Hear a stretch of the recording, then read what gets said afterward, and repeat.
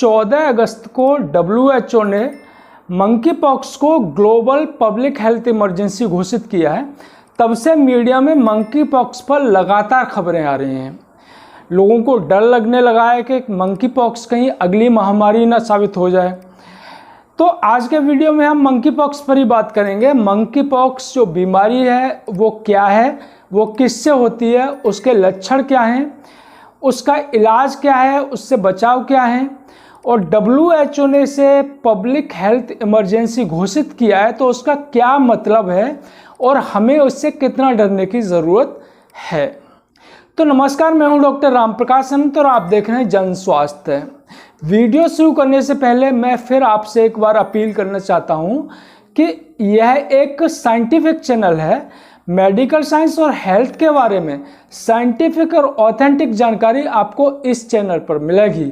तो चैनल आपने सब्सक्राइब न किया हो तो कर लें, और वीडियो अच्छा लगे तो उसे लाइक करें और शेयर कर ज़्यादा से ज़्यादा लोगों तक पहुंचाएं। मंकी पॉक्स वायरस से होने वाली बीमारी है। मंकी पॉक्स का वायरस पॉक्सविरिडी फैमिली का वायरस है और इसका जो जीनस है वो ऑर्थोपॉक्स वायरस है। इस फैमिली से जो दूसरी बीमारियां होती हैं उसमें स्मॉल पॉक्स है और काउ पॉक्स है।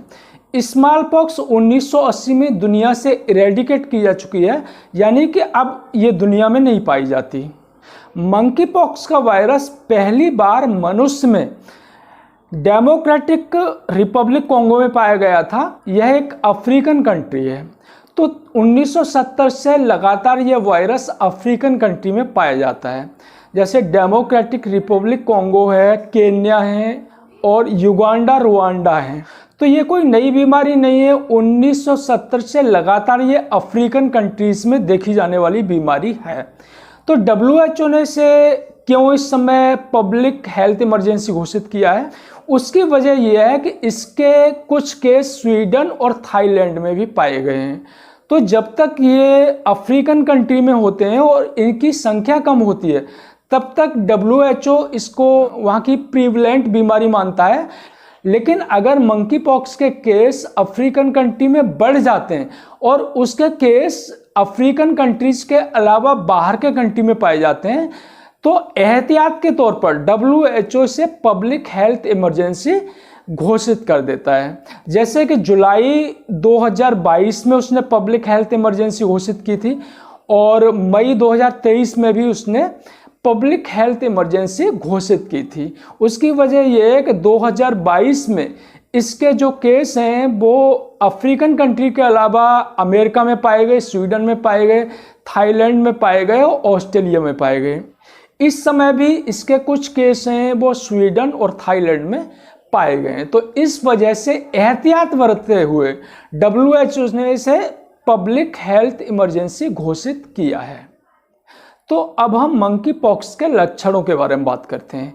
तो ये वायरल डिजीज़ है, तो जो वायरल डिजीज़ के कॉमन लक्षण होते हैं वो इसमें भी होते हैं, जैसे कि बुखार आना, सिर दर्द, बदन दर्द, ये सामान्य लक्षण हैं। इसका जो विशेष लक्षण है कि शरीर पर बड़े बड़े दाने हो जाते हैं जिन्हें ब्लिस्टर कहते हैं, और वो फिर बाद में क्रस्टेड हो जाते हैं, उनमें खरंट पड़ जाते हैं।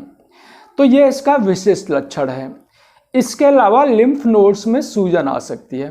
तो जो लिम्फ नोड में सूजन आती है वो इन्फेक्शन के कारण भी हो सकती है और ये जो मंकी पॉक्स के कारण भी हो सकती है।